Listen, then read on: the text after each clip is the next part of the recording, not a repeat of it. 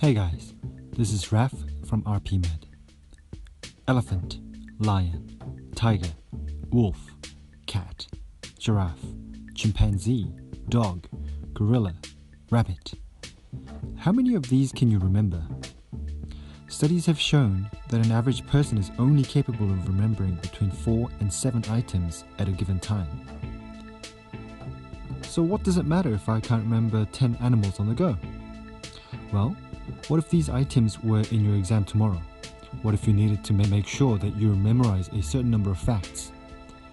Today, I'll teach you how I memorized facts for my exams during medical school and for my specialist exam. So without further ado, let's get started. If you've ever heard anyone, or yourself for that matter, say, "My memory sucks," they're not the only ones.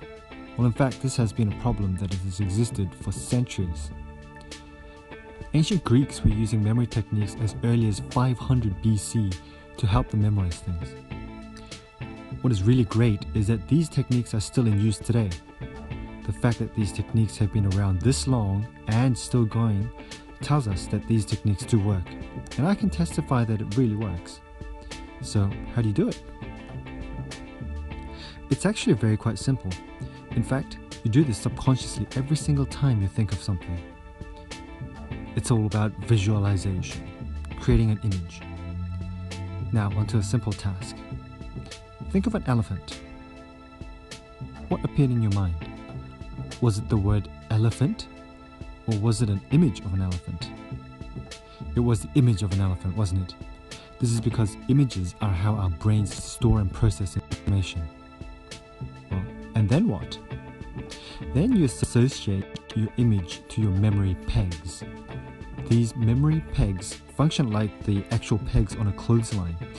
They're a fixed set of images in a set order, which you'll use to organize images that you're trying to recall. So, by now you have 2 images. Great. So how do you associate these 2 images? That is done with a loud, stupid, funny, explosive, painful action. The reason that the action needs to be so ludicrous is because that's what excites your brain. And your brain doesn't like thinking about dull things. Just like how your brain just seems to refuse to remember facts for your exams. So, to start using this memory technique, there are only 3 things that you need. 1. Memory pegs. 2. Ability to turn information into a vivid image. And 3. Ability to think of an absolutely ludicrous action. Now that you know how this technique works, let's try it for real. But first, pegs. Before we start using our memory technique, we need to have pegs first. I'll share with you the first 10 memory pegs I ever learned. 1. Pencil. 2. Light switch. 3. Stool. 4. Car. 5. Glove. 6. Gun. 7. Dice. 8. Skate. 9. Cat. And 10. Bowling ball. Do you see a pattern? If you did, wow, you're a natural. If not, that's fine too. I didn't see it at first either. Well, let me explain. Number 1 looks like a pencil. Number 2, light switch has 2 options, on or off. Number 3, stools have 3 legs. Number 4, cars have 4 wheels. Number 5, gloves fit 5 fingers. Number 6, the old pistols fit 6 bullets. Number 7, lucky number 7. Number 8, a figure skater doing a figure 8, and it rhymes with 8. Number 9, cat of 9 lives. Number 10, 10-pin bowling.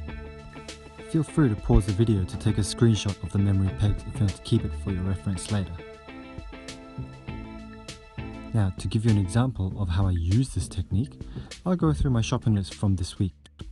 So I needed to buy coffee, mandarins, bananas, and peanut butter. So for the first item, I imagine a cup of hot Starbucks coffee. And instead of a straw, I poke it with a pencil and the cup bursts like a balloon and I'm covered in the hot coffee. Now the key here is to really imagine the warmth of the cup of the coffee in your hands and how the pencil feels in your hand as well, and also how hot the coffee feels as it starts to cover you. Use all your senses and really push your imagination to the limits.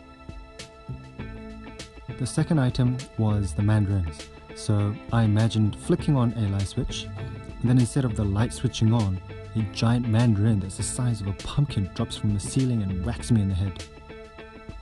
For the bananas, I imagined that I'm super formally dressed like James Bond, and I sit down on my bar stool to order my dry martini, and I slip on a banana and slip right off the stool to land on my butt, and it's hugely embarrassing.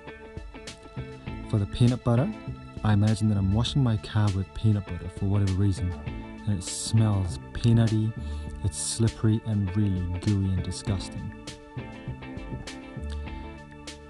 You can basically continue this way to remember the rest of the items on your list.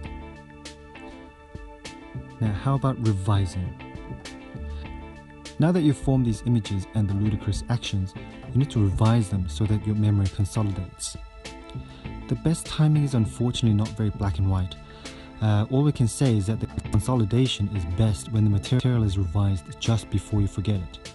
And because that is hard to figure out, I recommend reviewing the images within 1 hour, then 24 hours, then 3 days, then 1 week, then 1 month.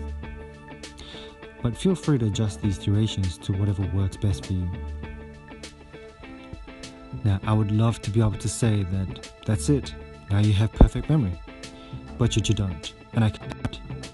That's because this is a skill, and just like any other skill, like swimming, playing basketball, or playing a musical instrument, you need to keep practicing. And at first, it will take a lot of time for your brain to get a hang of creating these different images. But if you persist with it, it will become easier and will eventually become much more effective and efficient. There you have it, guys. That was the most fundamental memory technique I used in medical school and continue to use in my studies as a doctor.